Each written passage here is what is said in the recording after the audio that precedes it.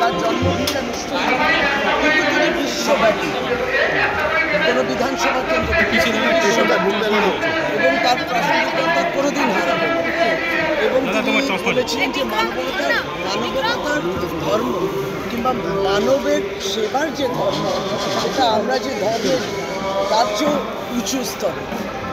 তাই স্বামীজির কথা আজকে জন্মদিন, তার কথার কিন্তু কোনো পরিবর্তন হয়।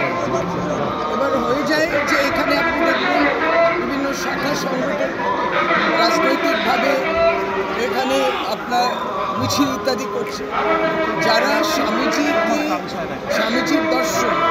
স্বামীজি যেটা বলেছেন এবং তিনি সেকুলারিজম নিয়ে বলেছেন, ধর্মনিরপেক্ষতার কথা বলেছেন, সব ধর্মের মধ্যে দিয়ে সেবার কথা